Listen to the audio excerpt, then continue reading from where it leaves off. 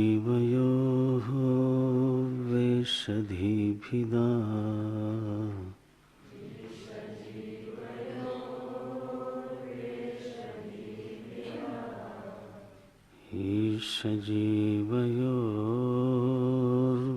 ईशजीवयोर्वेशधीभिदा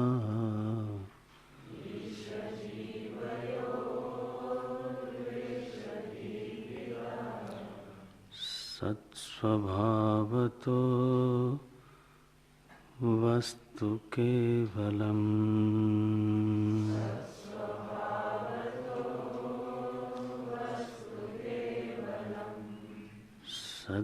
सत्स्वभावतो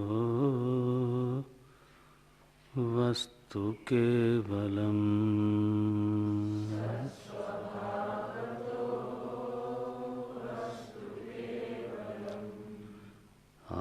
आत्मसंस्थितिः स्वात्मदर्शनम्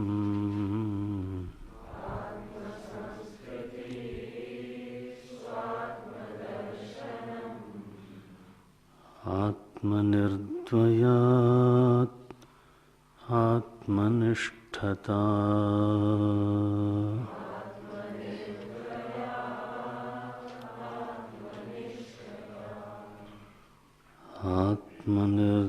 आत्मनिर्द्वयात् आत्मनिष्ठता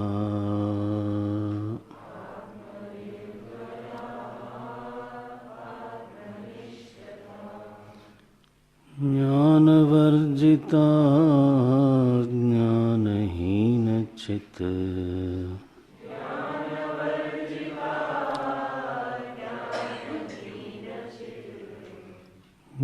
ज्ञानवर्जिता ज्ञानहीनचित्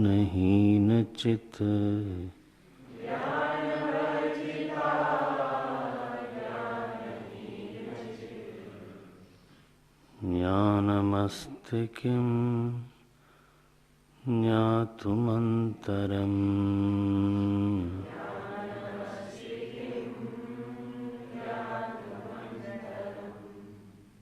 ज्ञानमस्ति किं ज्ञातुमन्तरम्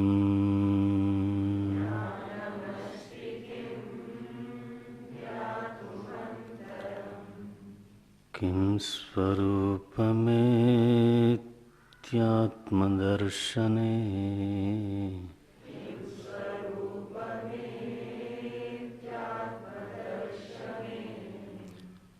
किं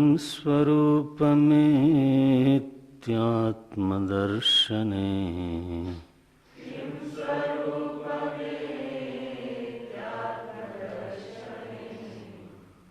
अव्यया भवा पूर्णचित्सुखम्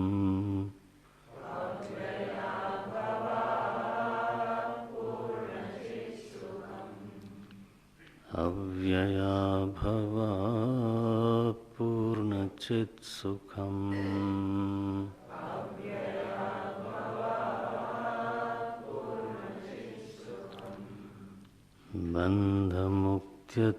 बन्धमुक्त्यतीतं परं सुखम्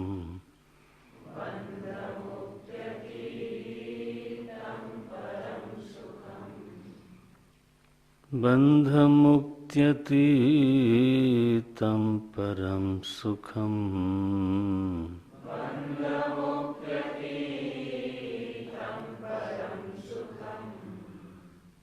विन्दतीह जीवस्तु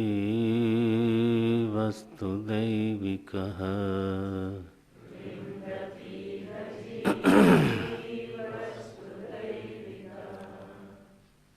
विन्दतीह जीवस्तु दैविकः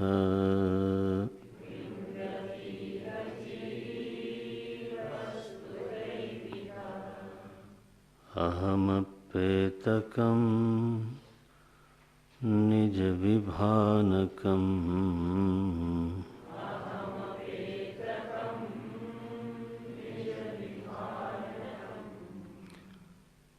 अहमपेतकं निजविभानकम्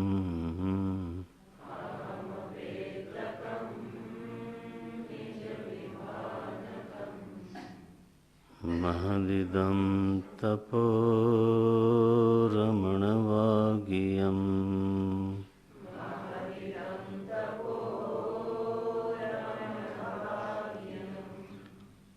महदिदं तपो रमणवागियम्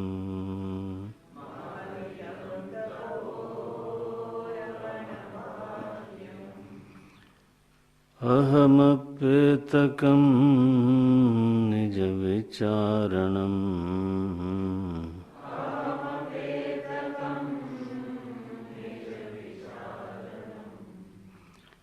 अहमपेतकं निजविचारणम्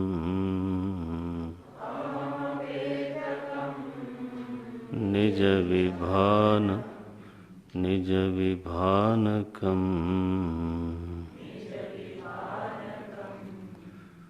अहमपेतकं निजविभानकम्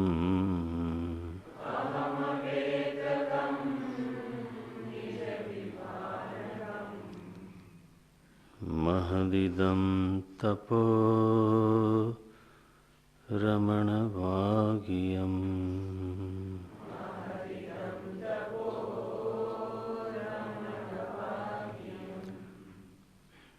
महदिदं तपो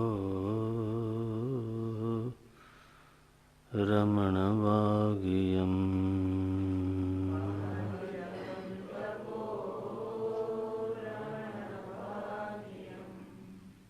रमणवागियम्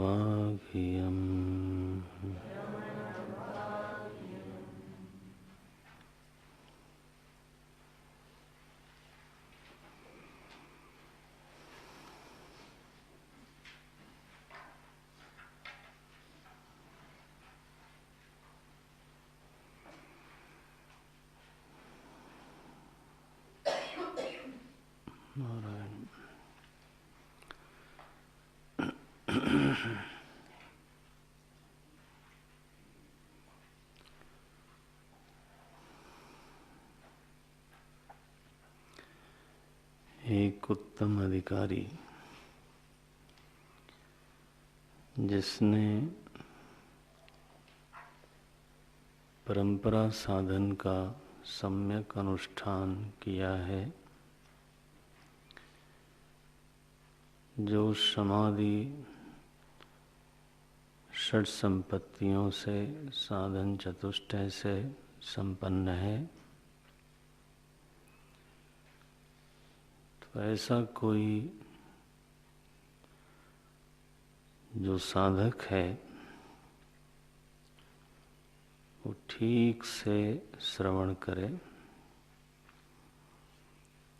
और श्रवण के बाद मनन करे। मनन का स्वरूप क्या है? सीधे ही मनन में उसने प्रवेश लिया है। विचार ही उसके लिए मार्ग है। रहनी ऐसी है कि विचार को बाधा न पहुँचे। संग ऐसा है कि विचार को बाधा न पहुँचे। विचार ही तो मार्ग है। विचार का आरंभ कहाँ से किया? उपदेश सार में मानसम तु किम, यह मन क्या वस्तु है। और इस विचार का क्रम ये बना कि मन में दो तरह की वृत्तियां हैं, इदम वृत्ति है और अहम वृत्ति है। इदम वृत्तियां आश्रित हैं, अहम वृत्ति आश्रय है। अहम वृत्ति क्या है? साधक को इस बात का अनुभव है, इस बात का ज्ञान है कि यह जो आश्रय रूप अहम है, यह भी एक वृत्ति ही है। केवल विषय की समानता के कारण इसमें स्थिरता का भान होता है, तो वास्तव में अहम प्रत्यय, अहम वृत्ति भी प्रवहमान है, प्रवाहित होती है। यह भी धारा रूप विज्ञान है, कूटस्थ विज्ञान नहीं है, बहता हुआ ज्ञान है। और इसीलिए जब साधना के द्वारा या फिर प्राकृतिक नियमों के कारण यह धारा विज्ञान अवरुद्ध हो जाता है, यह जो अहम प्रत्यय का प्रवाह है जब अवरुद्ध हो जाता है, तो अहम वृत्ति का बोध होता नहीं। भीतर हमारे उस समय अहम प्रत्यय भी नहीं होता। यह अनुभव समाधि में भी है और यह अनुभव सुषुप्ति में भी है।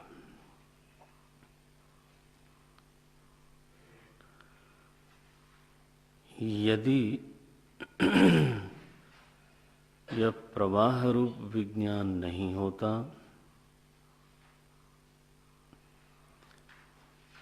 यदि यह धारा रूप विज्ञान नहीं होता, तो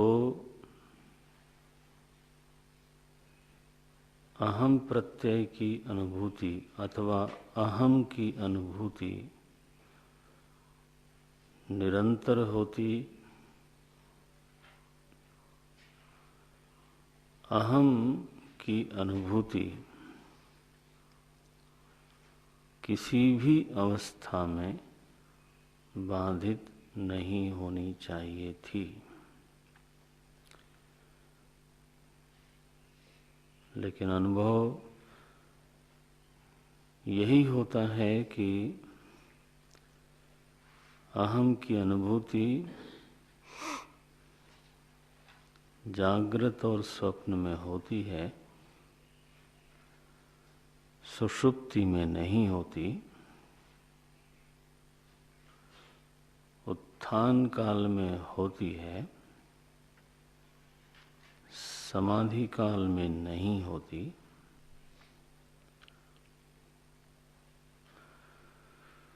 सो यह अहम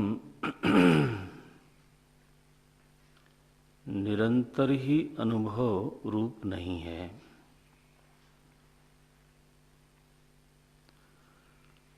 प्रत्यय है तो मालूम पड़ता है, प्रत्यय नहीं है तो ज्ञात नहीं होता। यही इसकी प्रकृति दिखाई देती है।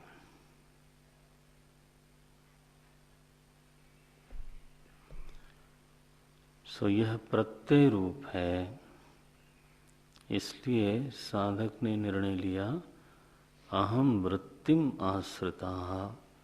ये इदम वृत्तियां अहम वृत्ति पर आश्रित हैं, वृत्ति पर आश्रित हैं। प्रश्न आया कि यह अहम वृत्ति क्या है।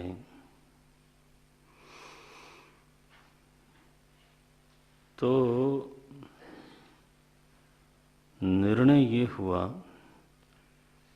कि यह जो वृत्ति रूप अहम है, यह जो प्रत्यय प्रवाह रूप अहम है, यह जो व्यक्ति रूप अहम है,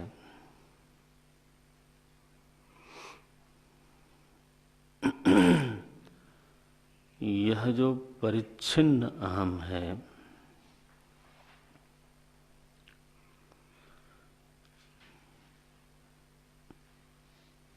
यह जो सविशेष अहम है,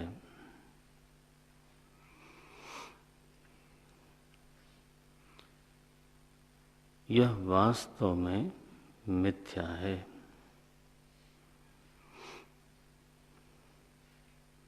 यह कोई वस्तु नहीं है। चेतन में दूसरे के धर्मों का आरोप हो जाने के कारण व्यक्तित्व की स्फुरणा होती है, परिच्छिन्नता की स्फुरणा होती है,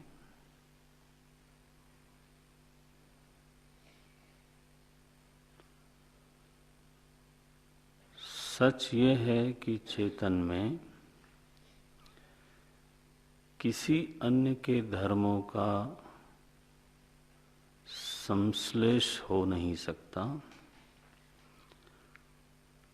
केवल दूसरों के धर्म चेतन के ऊपर मिथ्या रूप से भासमान हो सकते हैं, वास्तव में संश्लिष्ट नहीं हो सकते।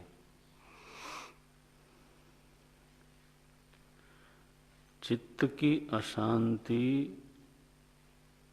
चेतन में भासमान हो सकती है, लेकिन चेतन वस्तु उस अशांति से कभी संश्लिष्ट नहीं होता। निरवय होने के कारण, निराकार होने के कारण चेतना की असंगता स्वाभाविक है।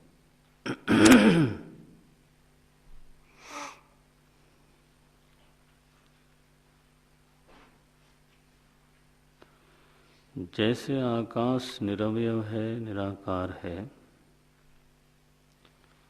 और इसलिए वो सभी चीजों से असंग रहता है, और यह असंगता बनावटी नहीं है, यह असंगता स्वाभाविक है, नित्य है।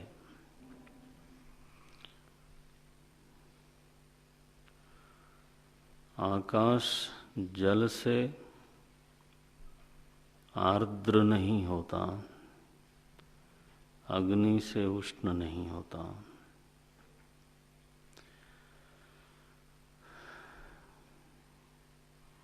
मिट्टी की धूली से मलिन नहीं होता, वायु से कंपित नहीं होता,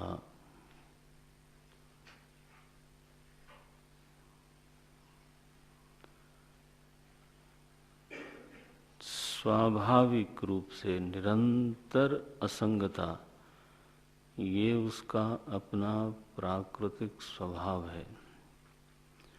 उसका हेतु ये है कि वो निराकार है और निरवय है। संग की सिद्धि सावयवता से होती है। संग की सिद्धि साकारता से सिद्ध होती है। चेतना निरवयव निराकार वस्तु, उसमें किसी का संग संभव नहीं है। संश्लेष असंभव है। हाँ, भासमानता संभव है। भासमानता वैसे ही है जैसे आकाश में नीलिमा भासमान है, संश्लिष्ट नहीं है। जैसे वस्त्र में नीलिमा संश्लिष्ट होती है, वैसे आकाश में नीलिमा संश्लिष्ट नहीं है। जैसे पुष्प की पंखड़ी का रंग नीला हो सकता है, वहाँ पंखड़ी से नीलिमा का संश्लेष है, लेकिन आकाश से नीलिमा का संश्लेष नहीं है। फिर भी नीला आकाश ऐसा उच्चारण होता है। इसी तरह से चेतना में अनात्म धर्मों का संश्लेष नहीं हो सकता। भासमान हो सकते हैं वे। इस भासमानता को कोई समझ ले और चित्त की चेतना की स्वाभाविक निर्मलता, स्वाभाविक असंगता, स्वाभाविक अपरिच्छिन्नता, निरवयवता, निराकारता, चिन्मयता को कोई जाने समझे तो ये व्यक्तित्व भासमान कोटि में जाएगा, मिथ्यात्वेन निश्चित होगा। सविशेष अहम मिथ्यात्वेन निश्चित होगा। और ऐसी दशा में अहम नाश भाजी तो अहम का फिर नाश हो गया। नाश का अभिप्राय है कि पहले था और हमने उसको मारा, ऐसा नहीं। यह ज्ञान कि ये कभी भी नहीं था, ये इसको नाश बोलते हैं। नीलिमा है और हमने उसको मिटाई, ये नहीं। नीलिमा है और हमने उसको धो डाला, ये नहीं।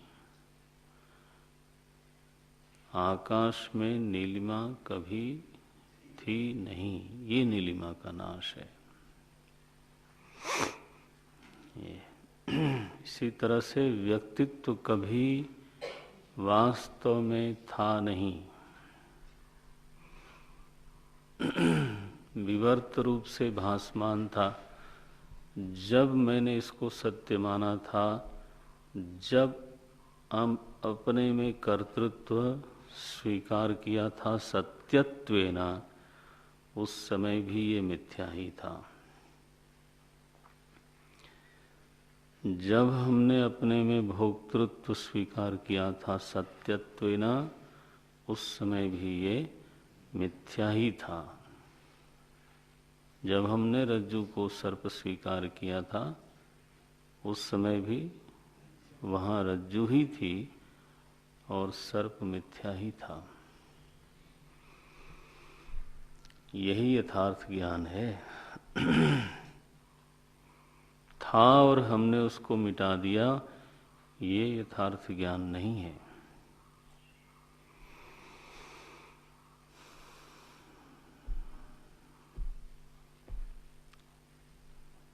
बस निर्णय हो गया सत्तया ही चित चित्तया ही अहम।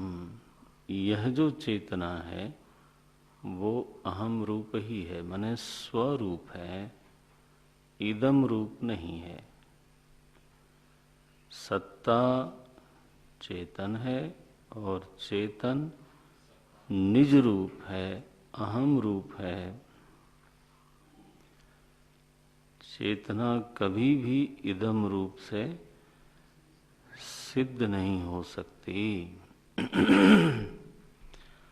तो इस तरह से 7 श्लोकों में भगवान रमण महर्षि ने साधकों के ऊपर बहुत अनुग्रह करके तो अहम पद का शोधन किया। तो साधकों के लिए अमृत है। जो लोग आत्मानुसंधानी हैं,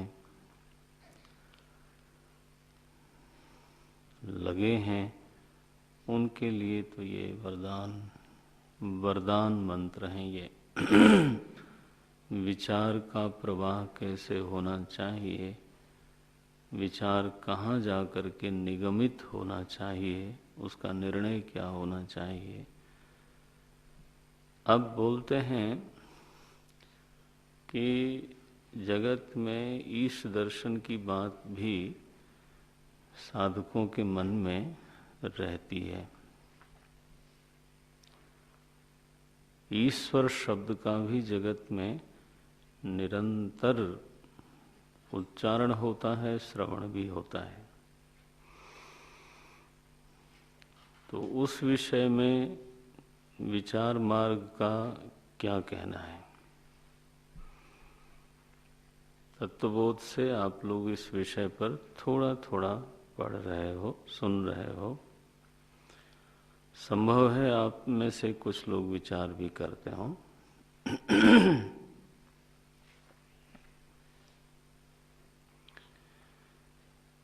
मैंने तत्वबोध के समय संभवतः ये बात कही थी कि जो ईश्वर की भावना हमारे भीतर जगती है, तो उसके जगने का हेतु है क्या? उसके जगने का हेतु है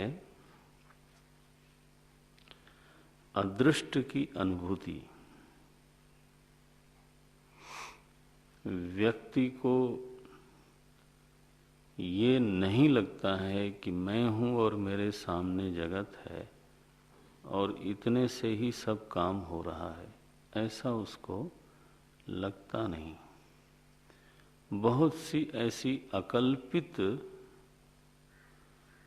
चीजें उसके जीवन में आती हैं जिसकी उसने कल्पना भी नहीं की थी। योजना की तो बात छोड़ दीजिए। तो मैंने सब कुछ योजना बनाई और उसी के अनुसार घटा, ऐसा कोई एक व्यक्ति भी दुनिया में नहीं है जो ये बात कह सके। बल्कि अगर आपकी आयु कम है, हमारी भी कम है, आप अपने जीवन जितना बीता है उतने को ही देखो, तो जो कुछ घटा है क्या आपकी योजना के अनुसार घटा है? बल्कि अधिकतर तो वो घटा है जिसकी योजना नहीं बनी थी। और अधिकतर वो नहीं घटा है जिसकी हमने योजना बनाई थी। अब ऐसी अगर सच्चाई हो तो मैं करता हूं ये अभिमान मिथ्या नहीं तो क्या है बताओ? ये तो ढोंग हो गया ना। अरे जब हमारी योजना के अनुसार ज्यादातर चीजें घटती ही नहीं तो मैंने किया यह जो भूत फिर से सवार हो जाता है दिमाग पे, ये एक बौद्धिक पाखंड नहीं तो क्या है? ठीक है ना। तो ये अदृष्ट की अनुभूति कोई और प्रबल तत्व मालूम पड़ता है मेरे और परिस्थिति के अलावा,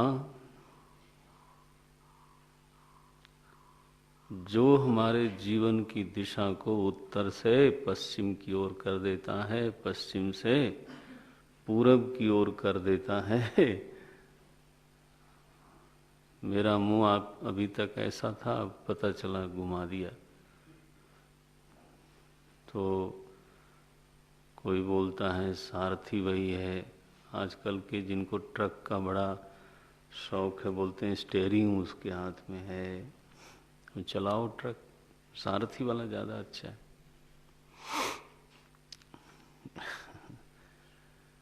पुराने लोग नावों पर चलते थे तो पतवार बोलते थे, बेड़ा बोलते थे। भगवान के हाथ में पतवार है। माने कुल ले दे के बात इतनी है कि अनुभूति ये कहती है मनुष्य की, अनुभूति, हाँ, कल्पना नहीं, अनुभूति ये कहती है मनुष्य की कि वो किसी अदृष्ट को स्वीकार करे और उसको कोई नाम दे। क्या नाम दे? सबसे समीचीन नाम है ईश्वर। क्यों? क्योंकि इसमें हमने कोई वास्तव में नाम नहीं दिया, उसकी क्रिया के अनुसार उसको पुकारा है। जैसे कोई अध्यापन करता हो तो उसको अध्यापक कहना ये कोई उसका नाम नहीं है, क्रिया प्रत्यक्ष है और उस प्रत्यक्ष के अनुसार हमने एक नाम दे दिया।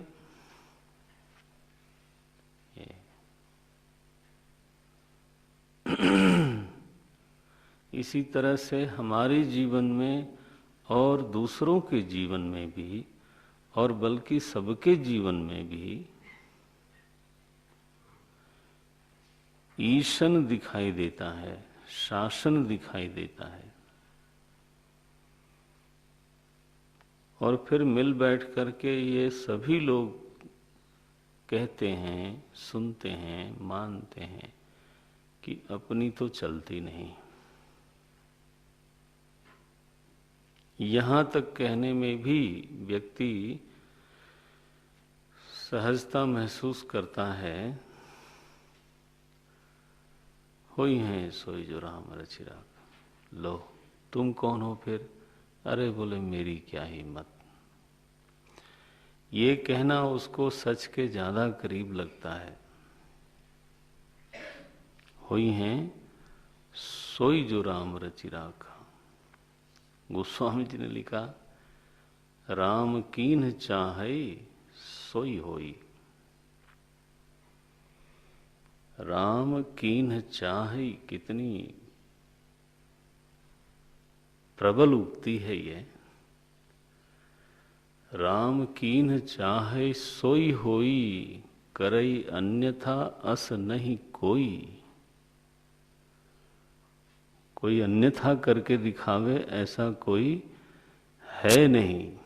ये राम कीन्ह चाहे सोई होई। ये ऐसा कोई असहज उक्ति नहीं है। ये बार बार जब अनुभव होता है तो अथवा किसी प्रसंग विशेष में व्यक्ति का ये एक स्वाभाविक उद्गार है कि नहीं नहीं मेरे किए तो होता नहीं, और किसी के किए भी नहीं होता है, होता है बस। तो यह जो अदृष्ट की अनुभूति है, ये मानव समाज में चाहे जितनी मर्जी विचार आवे और जावे, ये जो अदृष्ट अनुभूति है वो मानव को आस्तिक बनाए रखती है। इसके लिए शास्त्रार्थ हो गए और खंडन भी हो गया, फिर मंडन भी हो गया, सब होके निकल गया। और जो समाज है इस धरती पर जितने मनुष्य रहते हैं उसमें से अधिकतम इस बात को भीतर भीतर मानते हैं, और बहुत लोग प्रकट रूप से मानते हैं कि कोई एक अदृष्ट प्रबल समर्थ ज्ञानवान शक्तिमान न्यायी दयालु सत्ता है। सबने कहा रहीम है।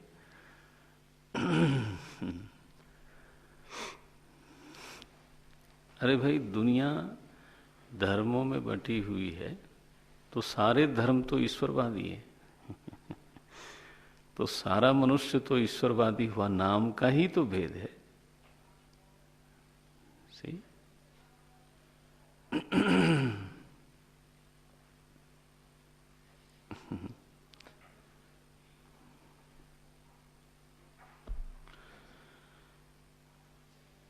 ईश्वर पद से मनुष्य जगत कभी भी रिक्त नहीं हो सकता। ये किसी भी विचारक को चुनौती है। और आपको मालूम है, जहां अकल्पित घटना घटने की ज्यादा संभावना होती है वहां ईश्वरवाद अधिक स्वाभाविक होता है। जैसे क्या बोलूं,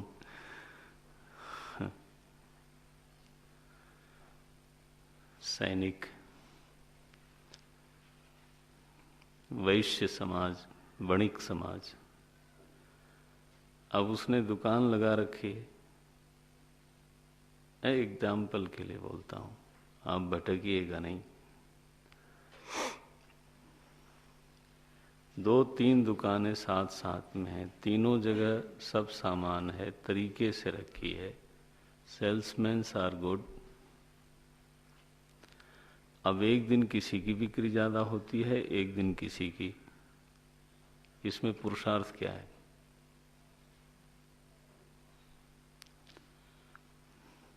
ज्यादा बिकने का पुरुषार्थ क्या है? भाई, आप बुला सकते नहीं ग्राहक को, पकड़ सकते नहीं, तो किसी दिन अधिक होता है, किसी दिन कम होता है, किसी दिन उधर ही ज्यादा लोग जा रहे हों बगल वाले के यहाँ। कई बार तो इंफीरियर है फिर भी ज्यादा बिकता है।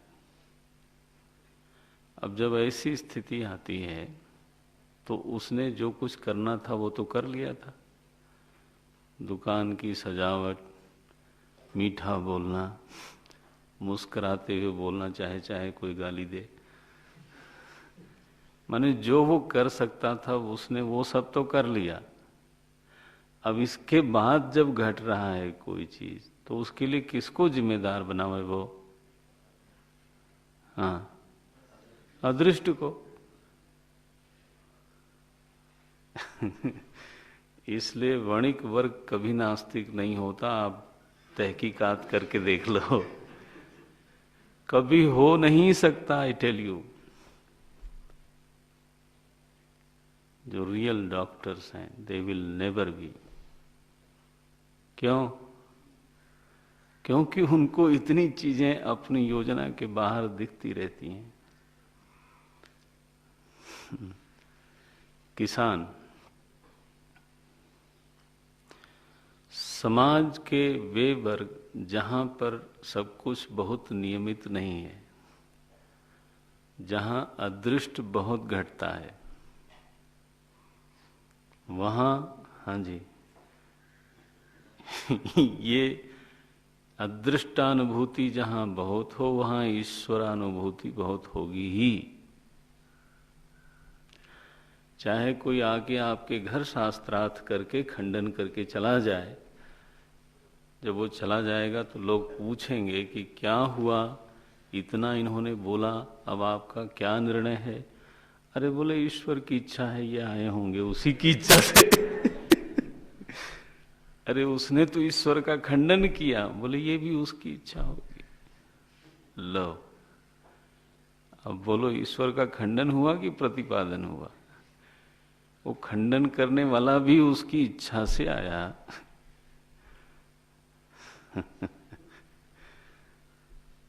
ये अगर विचार से, किसी के कहने से और दो चार छुट भइयों के फुटकर तर्कों से अगर मालिक साहब हिल जाते तो अब तक तो,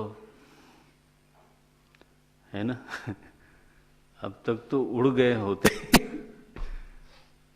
इसलिए आप लोग डरा ना करो। कई बार ना हमारे मित्र लोग, साधक लोग, कोई विचारधारा आती है, आंधी की तरह आती है, बड़ी बड़ी सभा होती है और पेपर में निकलता है और ये और वो। तो लोग एकदम घबरा जाते हैं। जो आस्तिक साधक हैं बेचारे घबरा जाते हैं कि अब क्या होगा, क्या होगा धर्म का, क्या होगा ईश्वर का। बोले ऐसा बहुत बार हो चुका है। मुझे स्मरण है, गुरुदेव बैठे थे यहीं पर, कमला हल नहीं था उस समय। तमिलनाडु में उस समय एक आंदोलन चल रहा था, धर्म विरुद्ध जैसे एक आंदोलन। अन्नादुरई उसके प्रणेता थे। करुणानिधि उसी के परिणाम हैं। उस समय महाराज पता नहीं क्या क्या होता था। धर्म की चीजों को वो एकदम तोड़ डालते थे, ब्राह्मणों की चोटी काट लेते थे, है ना। अगर वो सड़क पर निकल गए चुटिया लिए तो काट देते थे। हाँ। ऐसा माने बिल्कुल ही विरुद्ध मामला था। राम जी का विरोध, रावण लीला करना। अब मैं ज्यादा नहीं बोलता, और भी कुछ हुआ था। भयंकर भयंकर चीजें होती थी। तो गुरुदेव से किसी ने यहाँ पूछा कि ऐसा चल रहा है तो क्या होगा? तो बोले आंधी कभी बहुत देर तक नहीं रहती, निरंतर जो है वो धीमी हवा ही बहुत देर तक रहती है। आंधी की आयु 1 घंटे, 2 घंटे, 3 घंटे, इससे ज्यादा नहीं होती। आप घबराते क्या हो? महात्मा की गंभीरता देखो। Only the breeze is permanent. आप देखो इस समय हवा चल रही है ना। हाँ, ये बात सही है कि then you don't notice it. जब हवा चलती है हल्की हल्की, जीवन दायिनी हवा वही है, ठीक, लेकिन उसको आप ध्यान नहीं देते।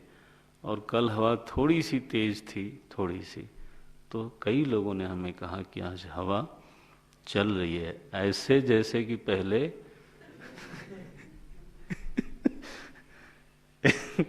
ऐसे कि पहले जैसे न चल रही थी।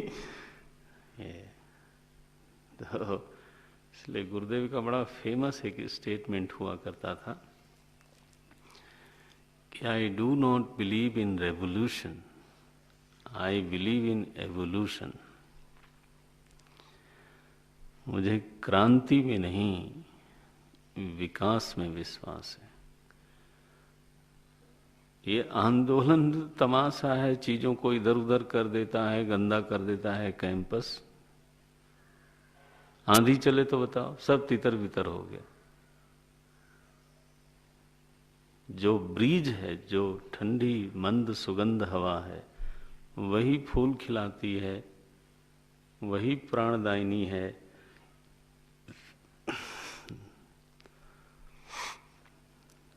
समझते हो आप? इसलिए ये विचारों के आंदोलन आने जाने दीजिए, आप शांत रहिए, देखिए उसकी आयु कितनी है। अब मालूम है तमिलनाडु वही स्टेट है जहां पर पुजारियों को सरकार वेतन देती है। जयललिता की सरकार ने ये किया। वहां मेरे ख्याल से अन्न क्षेत्र भी खोले कहीं कहीं, वही स्टेट है। अभी 15-20 साल से ज्यादा नहीं हुए। से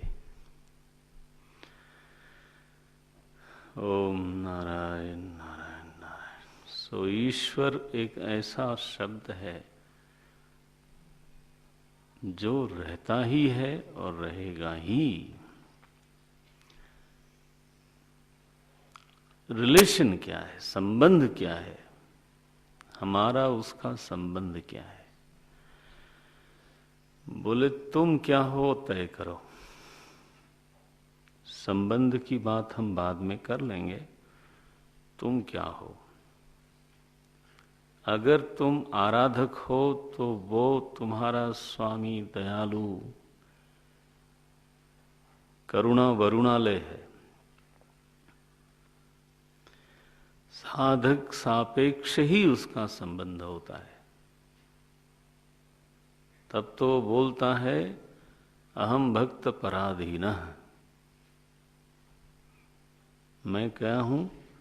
भक्त के पराधीन हूं। अहम भक्त पराधीनः। हरे रामा। सहज स्नेह विवश रघुराई। लोगों को लगता है भगवान परम स्वतंत्र हैं। ना ना, गोस्वामी जी ने लिखा किसी में प्रभु के लिए प्रेम हो ना तो वो उसके विवश हो जाते हैं। सहज स्नेह विवश रघुराई। भरत जी की बुद्धि बिगाड़ने के लिए जब देवताओं ने कहा बृहस्पति भगवान को कि महाराज कुछ करो, ये तो इतना प्रेम करे जा रहे हैं, तो अगर एक बार कह देंगे चलो भगवान को, तो भगवान तो चित्रकूट से सीधे अयोध्या चलने वाले, हमारा सारा योजना ही बिगड़ जाएगी। बृहस्पति भगवान ने बड़ा डांटा उनको। बोले एक बात ध्यान में रख लेना, भगवान को अपना अपराध बहुत बड़ा अपराध लगता नहीं, उसको वो भूल जाते हैं। लेकिन अगर उनके भक्त का कोई अपराध करे तो फिर ही विल हैव इट, तब उसको फिर भोगना पड़ जाएगा। कैसे चौपाई? हाँ, जो अपराध भगत कर करई, मानस है ना, चित्रकूट वाले प्रसंग में देखो, अयोध्या कांड में होगा। तो फिर नहीं छोड़ते। यही अनुभव है बार बार का। इसलिए कभी न करना तुम। भक्त के विवेक में विश्वास करो, भरत जी तुम्हारा कुछ नुकसान नहीं होने देंगे, डोंट वरी। लेकिन तुम अपनी जो खोपड़ी है यहां ना लगाओ, मना कर दिया। यद्यपि करे सम विषम। हाँ मिला, जल्दी ना मिले तो फिर हम आगे बढ़े, या हमें दे दो फिर, क्योंकि खटक गई दिमाग तो शायद जल्दी मिल जाएगा, शायद जल्दी मिल जाएगा। ये जैनियों का शादवाद।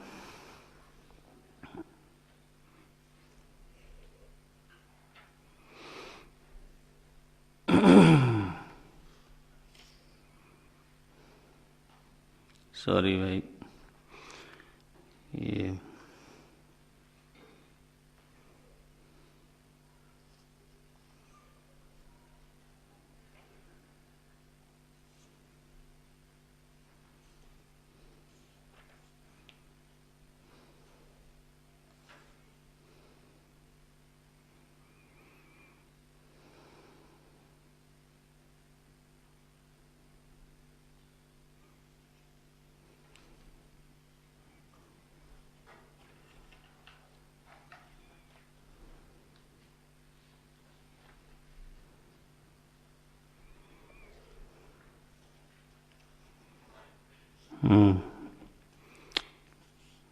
मिला भाई, क्या बोलते हैं, राम सदा सेवक रुचि राखी। लिखते हैं, सुनु सुरेश उपदेश हमारा। ये 218वें दोहे के बाद की पंक्ति है अयोध्या कांड की। ये पढ़ के महात्मा लोग तृप्त रहते हैं। मैंने ऐसे अनेक महात्मा देखे मिले हैं, तो जो एक रामायण का गुटका लिए घूमते हैं, यही उनकी संपत्ति है। वो पाठ करते हैं, बोलते हैं, सुनु सुरेश उपदेश हमारा, राम ही सेवक परम प्यारा। मानत सुख सेवक सेवकाई। प्रभु का कोई हो, उसकी सेवा करने वाले पर भगवान को सुख होता है, और उससे कोई बैर करे तो बहुत ही विचित्र है। बोलते हैं भगवान वैरी हो जाते हैं। लिखा, सेवक बैर बैरु अधिकाई। ये राम सदा सेवक रुचि राखी, वेद पुराण साध सुर साखी। साखी माने साक्षी हैं ये। असजिय जान तजहु कुटिलाई। इसलिए उनके साथ ये कुटिलता मत करो। देखो, शकुनी ने कुटिलता करी ना अर्जुन के साथ, युधिष्ठिर के साथ, तो भगवान ने उनको ये नहीं कहा कि तुम भी कुटिल बनो। उनके लिए खुद कुटिल बने। कितनी बड़ी बात है।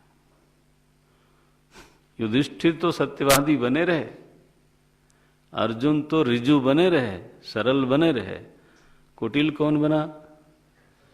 भगवान बोले, चल तू मेरे से कर कंपटीशन, अब तुम्हारी मैं देखता हूं। तो शकुनी को सबसे बड़ा खतरा भगवान से लगता था। बोलता था ये कुटिलता में हमसे थोड़े ज्यादा है। महाराज ऐसा है हिसाब किताब। सो संबंध क्या है? संबंध तुम अपना निश्चय करो। अगर कोई दुष्ट है महाकाल की तरह है, उसके सामने क्या संबंध है? बोले डंडाधर लगता है, दंड पानी। भगवान तुमको कैसा लगता है? बोले महाराज टांग तोड़ दी, सिर में स्ट्रोक आ गया, इधर हो गया, वो हो गया। तब उसको कैसा लगता है? तब वो कहता है भगवान की लाठी में आवाज नहीं होता, चोट बहुत लगती है, आवाज नहीं होती। लो, ऐसे ऐसे उद्गार है लोगों के, नहीं? जिसको मिलता है वो कहता है छप्पर फाड़ के देता है, उसको लाठी नहीं लगती। से मालिक साहब का संबंध क्या है, तुम क्या हो, इसको देखो। तो एक तो जीव रहते हुए सज्जन दुर्जन हो सकता है व्यक्ति, आराधक हो सकता है, भक्त हो सकता है, सेवक हो सकता है, सेवक हो सकता है, आस्तिक हो सकता है। केवल आस्तिक है, भगवान को केवल न्यायी समझता है। जैसे कई हम मिलते हैं आस्तिक लोगों से, वो कहते हैं भगवान थोड़ा कोई इंटरफेयर करता है, वो तो माने एक ऐसी शक्ति है जो न्याय करता है बस सबके साथ। इसलिए जो कुछ होना है वो हमारे ही कर्म के अनुसार होगा। ईश्वर का क्या उसमें? ईश्वर है ऐसा मैं मानता हूं, लेकिन हाँ, लेकिन क्या तूने तो उसको निकम्मा बना रखा है, कर्म ही प्रधान है। तो तुम ऐसा मानते हो तो वही सही। एक है कि अगर तो मैं जीव नहीं हूं तो जीव रह के इतने सारे संबंध हो सकते हैं, लेकिन अगर तो अगर तो अहम सत्ता में से जीवत्व बाधित हो जाए, देखो बात वहां तक जानी चाहिए, केवल दुर्जन से सज्जन तक नहीं पहुंचनी चाहिए, केवल अभक्त से भक्त तक नहीं। वो भक्त जो बना है वो कौन है? बोले अभी तो जीव है। अगर प्रभु की कृपा से उसको सद्गुरु मिले और प्रभु की कृपा से उसको चिंतन करने का वातावरण मिले और उसी प्रभु की कृपा से उसका अंतःकरण निर्मल होवे और उसी प्रभु की कृपा से उसको ये बात समझ में आ जाए, हाँ क्या,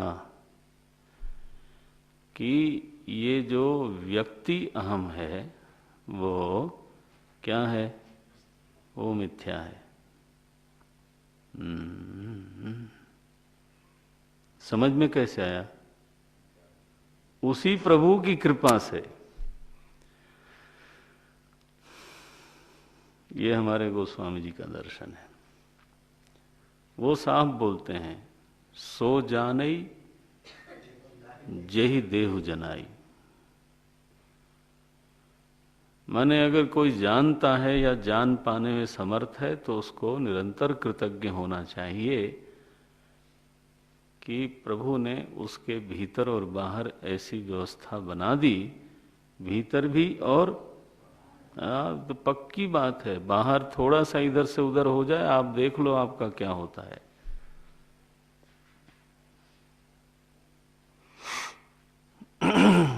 इसलिए आभार की भावना से मन हमेशा स्निग्ध होना चाहिए, गीला गीला होना चाहिए, रुक्ष नहीं हो सकता। रुक्षता से वेदांत कभी सिद्ध ही नहीं होगा। ये जो कर्तृत्व को प्रधान बना के और कर्तृत्व को मारना चाहते हैं, बताओ कंट्रोडिक्शन है कि नहीं है?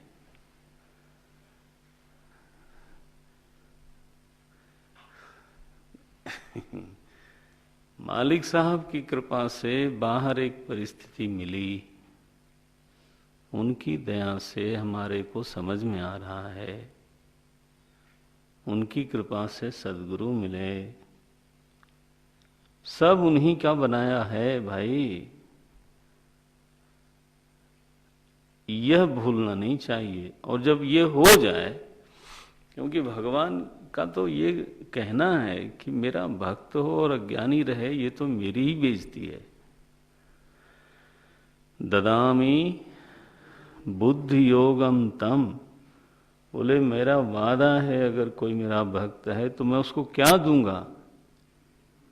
मैं उसको रेवड़ी नहीं बांटने वाला हूं कि ले यार तू काम कर, एक बढ़िया बंगला बना के दे दिया। भगवान ये देंगे? माने जो अनंत ऐश्वर्य संपन्न है जो एक सेठ दे सकता है वही भगवान दे? इसमें भगवान की महिमा है? बेइज्जती है भगवान की महाराज। भगवान कुछ ऐसी चीज देते हैं जो दुनिया में कोई नहीं दे सकता। हम तो अपने अनुभव से बोल सकते हैं, आपको भी अब ऐसा अनुभव होता होगा। ये अपने बनाए तो क्या बनेगा, अपने किए तो क्या होता है। सो मालिक साहब जब जना दें तो आदमी जानता है तुम्हारी कृपा। गोस्वामी जी ऐसे दिल में समाये रहते हैं, उनकी चौपाइयाँ ऐसी हरियाली रखती हैं दिल में। तुम्हारी कृपा तुम्हें रघुनंदन, जान ही भगत भगत उर चंदन।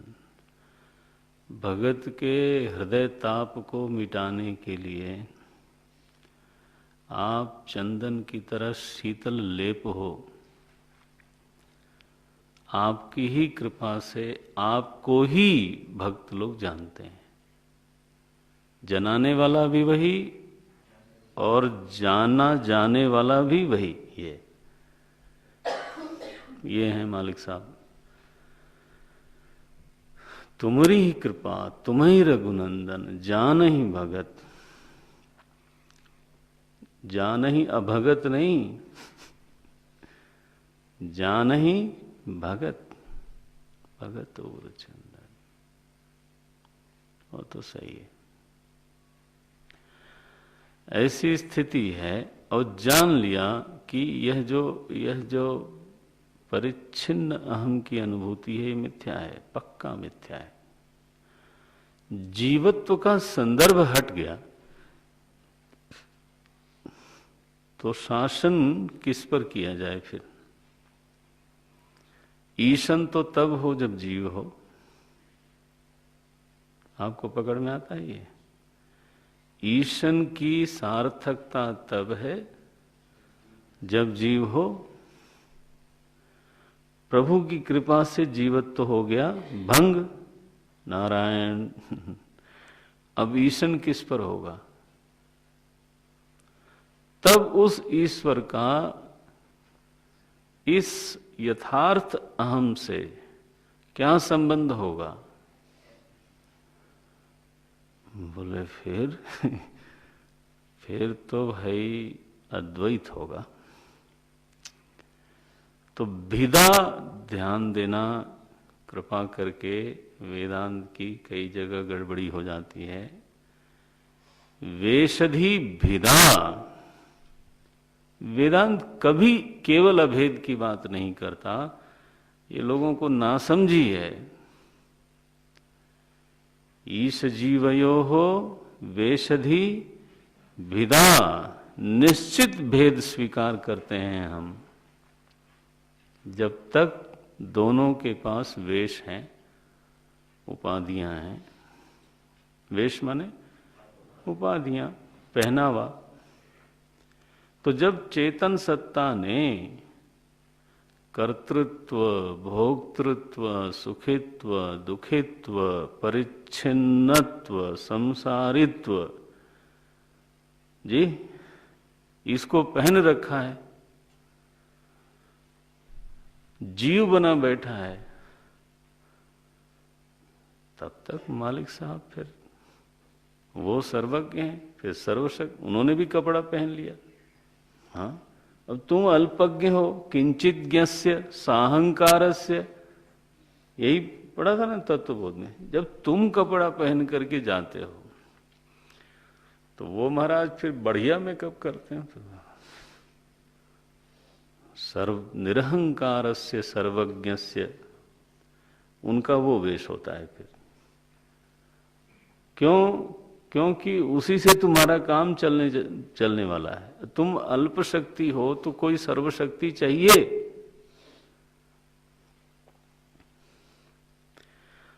तुम अपराध करते हो तो कोई दयालु चाहिए।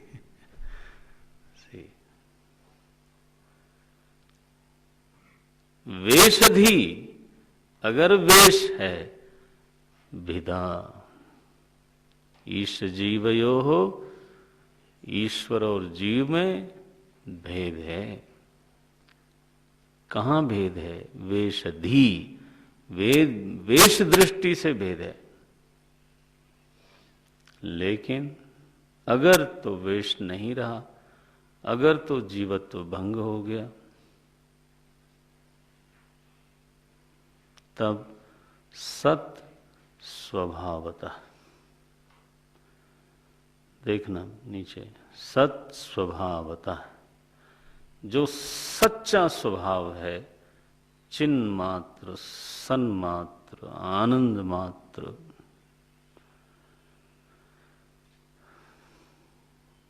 जो अधिष्ठान अहम है, उसमें अगर किसी की स्थिति बन जाती है तो ईश्वर से क्या संबंध? बोले संबंध के लिए दो चाहिए। यहां अब चीज क्या है? वस्तु केवलम। ये देखो कैसा लिखते हैं, वस्तु केवलम। संबंध तो तब होवे जब दो हो।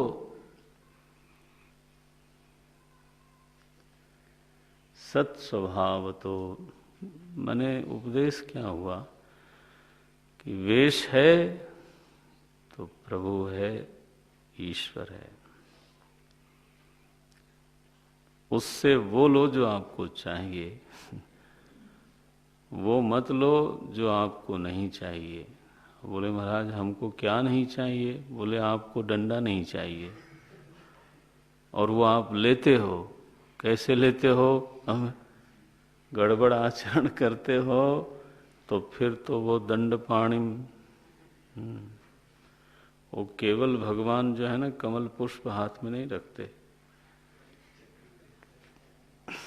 चक्रमपि तस्य हस्ते वर्तते, गदा अपि वर्तते। शंख चक्र गदा पद्म, बोले हम तो केवल पद्म ही देखते हैं। हाँ, ऐसा नहीं है। कहीं मैंने सुना कि शंख से वो आवाहन करते हैं, बुलाते हैं, आवाज देते हैं, आओ भाई आरती होने जा रही है। ठीक है, अगर आ गया कोई, पद्म देते हैं, उसके जीवन में फूल खिलते हैं। ठीक, और अगर विमुख है तो फिर दो दूसरे हाथ भी तो है ना, दो। तो एक में है गदा,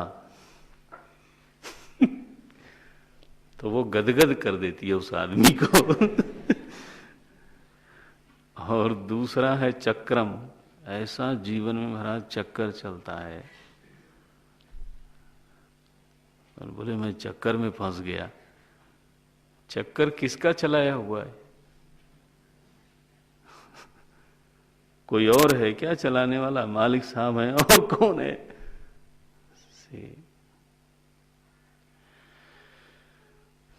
त्रयशूल निर्मूलनम शूल पाणिम। भगवान शंकर तो तीनों शूलों का निर्मूलन करने के लिए त्रिशूल रखते हैं। वो भक्त के लिए है, और जो विमुख है उसके लिए वो त्रिशूल ही है। आदिदैविक, आध्यात्मिक, आदि भौतिक, ये त्रिशूल है। शूल माने चुभने वाली चीज। ये वो मालिक साहब के पास ही रहता है, खड़ा ही रहता है बस। तो वो लो जो आपको चाहिए, भक्त बनो।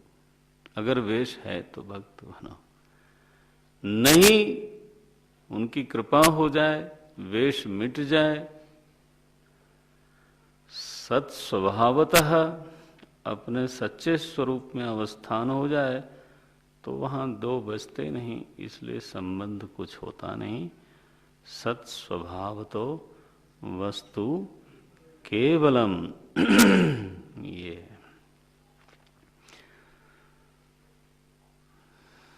सो जान ही जय देव जनाई, जानत तुम ही हो जाई। ये बोलते हैं कैवल्य भाव में प्रतिष्ठा होती है।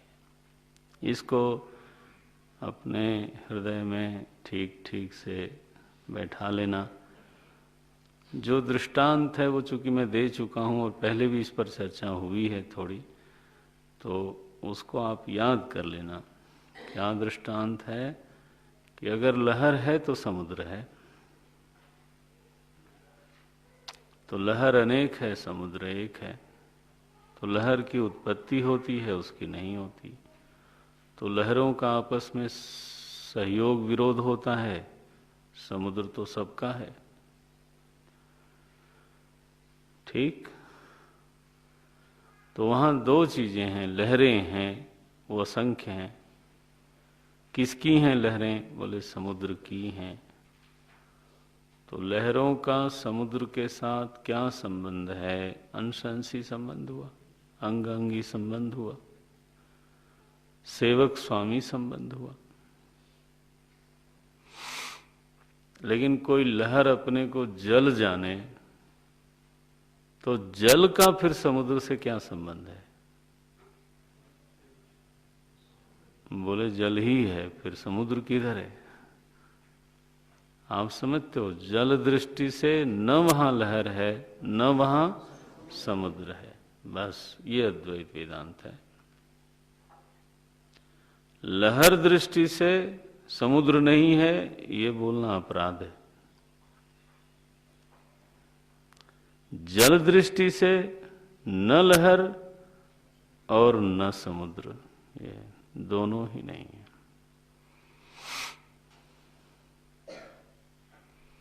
केवलम सत स्वभावतः वस्तु केवलम, सच्चा स्वभाव तो वहां जल ही है, जल दृष्टि से वहां और कोई चीज नहीं है, केवल केवल केवल केवल जल राशि है, बस यह निर्णय है वेदांत का। सो ईश जीवयोः वेशधि भेदा, वो वेश क्या क्या हैं वो तत्वबोध में आपको देखना पड़ेगा, आत्मबोध में देखना पड़ेगा। यहां वेश की चर्चा की नहीं कि उसके पास क्या वेश है और आपके पास क्या वेश है, आप जानते हो। वेशधि भेदा, लेकिन हनुमान जी महाराज का एक बड़ा प्रसिद्ध श्लोक है, वो कहते हैं कि जब मैं देह भाव में होता हूं तो आप विराट होते हो और उस समय मैं आपका दास हूं, जब मैं जीव भाव में होता हूं, अल्पज्ञ होता हूं, तब आप सर्वज्ञ परमात्मा होते हो, मैं आपका अंश होता हूं, अंग मात्र होता हूं।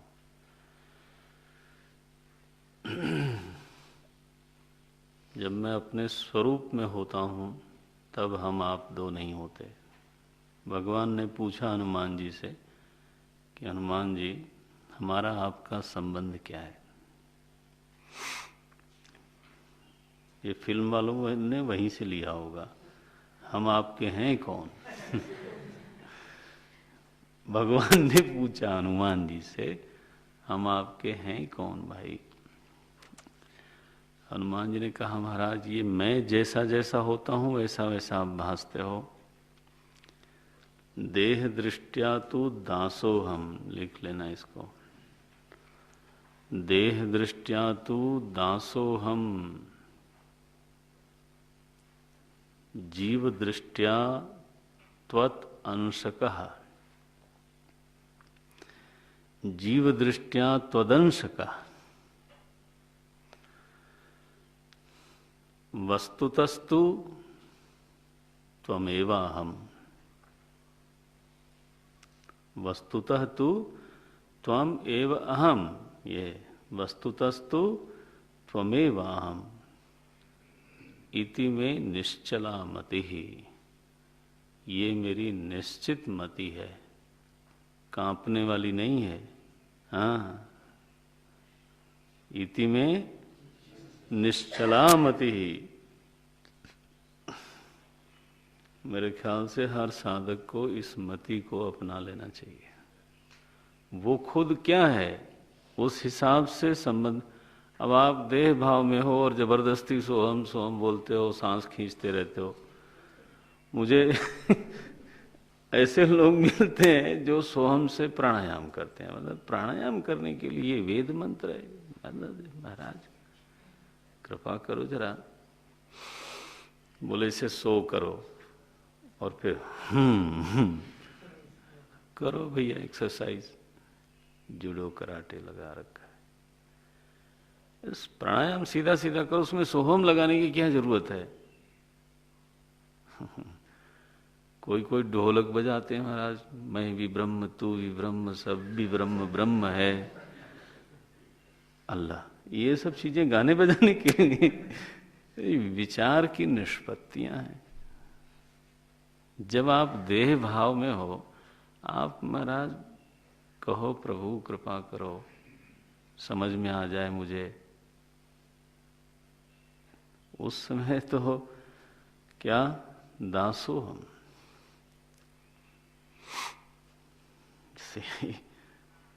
हनुमान जी का देखो, देह दृष्टया, इसलिए कोई अद्वैत वाला जब बहुत ब्रह्म ब्रह्म करता है, मैं सोचता हूँ ये उच्चारण थोड़ा करे तो भ्रम हो जाएगा ये।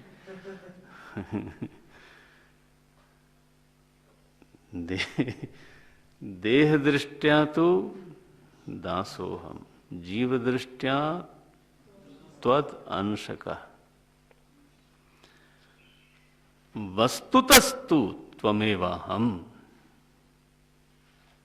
वस्तुतस्तु माने वस्तुतः तु, वस्तुतस्तु त्वमेवाहम इति मे निश्चला मति।